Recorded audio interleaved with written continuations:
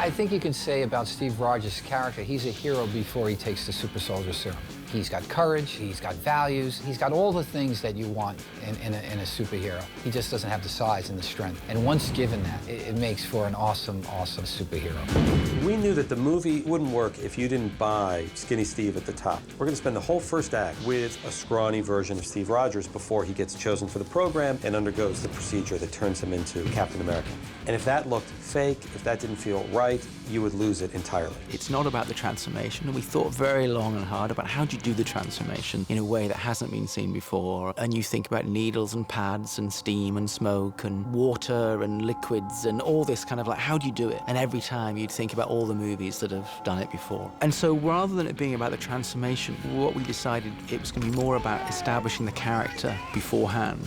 Get back! And then the transformation isn't the big deal. It's a pretty big scene, but it's sort of behind closed doors. It's really about the man that goes into the pod and then the man that comes out of the pod, and that's what the beat is in the movie, as opposed to it being, and now we see his muscles bulge and, expand and everything else. Knowing what we wanted Chris to look like when he came out of the pod, fully transformed, we knew that he had to start working out right away. And he spent probably 3 months getting into that shape. We also knew that for the entire first act of the film, he had to look like he weighed 100 pounds and was 5'7". Obviously, once he started working out, there's no going back.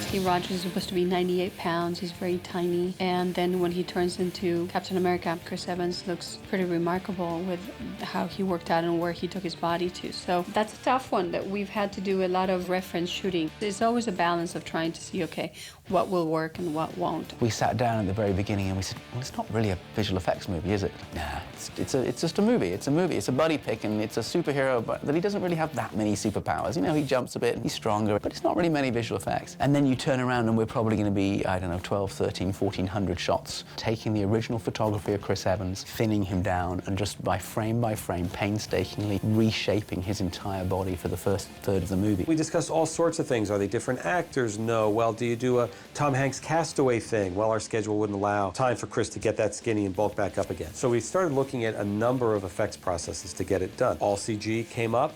We just didn't feel it was there. It wasn't right, and there was enough of that creepy factor that you would never be able to fall in love with it. And the goal was to make the audience fall in love with the character before he gets any muscles, before he puts on a costume, before he holds a shield. And in early meetings we had with Chris Evans, it was very important to him and it was important to us that it be him, that it be his performance, that entire section of the film. I think if you get to know who Steve Rogers is before he becomes Captain America, that's what will make for a good character, that's what will make a good movie. We wanted Chris Evans and Stanley Tucci together. We wanted Chris and Haley together. We needed Chris and Tommy Lee Jones together. And that's why the performance works.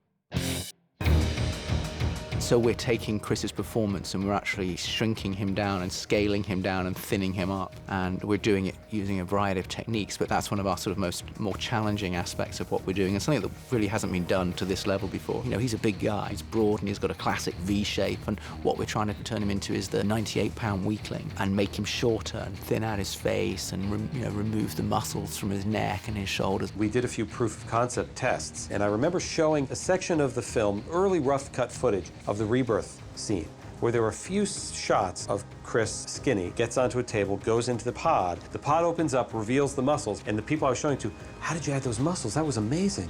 What's that effect? How'd you add those muscles? And I went, that's not the effect. The effect is the skinny version. They go, really? That is kind of when we all looked at each other and went, it's gonna work. It changes the performance. When we're first looking at dailies and we're first looking at our rough cut, there's very few completed shots. And you see Chris, muscular Chris, doing these scenes with people and everyone's referring to him, you don't give up, you're skinny. And then when you start seeing the effect shots finally in the film, wow, does it change everything. As much as possible is Chris basically shrunk. When that didn't work, for technical reasons, we photographed a body double, what we call a Skinny Steve, an English guy named Leander Deeney. Chris is of a kind of heroic build, and he needs to be a scrawny loser. That's where I come in. He'll decide how he wants to do the scene, and I'll watch him do it 4 or 5 times, and then I do that and try and get an exact copy. Okay, good.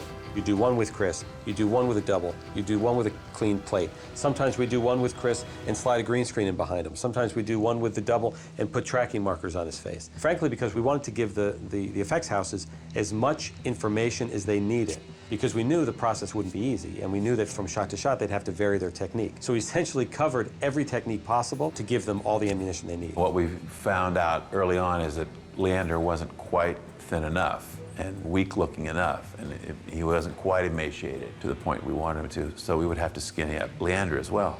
And sometimes when we skinnied Leander, Chris's head would be wrong. It's amazing how just a matter of millimeters will make him look like a completely different person. It's been probably the hardest thing for us to achieve, because not only are you trying to make someone look small and you're trying to make him look believable, but you're also trying to make him look consistent. And from shot to shot, depending on the lens that you used when you photographed it or the lighting, that can change things dramatically. And because there's so many shots, it's not like we can give them to one artist and say, you know, make all these shots look like the same guy. They have to go to several different artists. We employ 8 or 9 companies currently, and we've got them in 3 continents. And some of those companies will have upwards of 300-400 people working on this. There's a lot of work and a lot of an incredible amount of energy and effort goes into every single frame in the final movie. You know, you really are concentrating on every single pixel. So they're constantly comparing notes and trying to make them look like the same person. So if the lighting is different, the angle is different, and the weather is different, it changes just enough so that suddenly you shrink him down and it's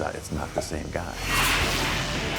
Here we have an example of him where we've actually just literally taken his whole face and his body, his shoulders, his neck, and we've just thinned him down. We've made his cheeks more gaunt. We've changed the shape of his jaw to remove some of that strong sort of superhero jaw. We've made his shoulders much, much narrower and given him more of a coat hanger feel here in this area here. We've thinned down his neck. We've just tried to make the helmet look just a little bit big. We've shrunk the whole head just a little bit and made him just a little bit smaller.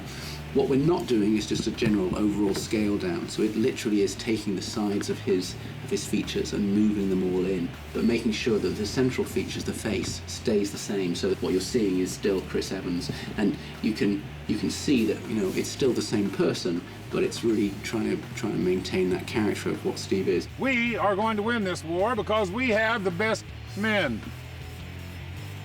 and because they're going to get better, much better. On this shot here, we're actually doing a different technique, which is to use our body double. This is how we actually photographed him. He's got green dots on his face so that we could track where his face was looking, because we looked at this and thought, well, this is likely to be more of a head replacement technique rather than slimming Chris down.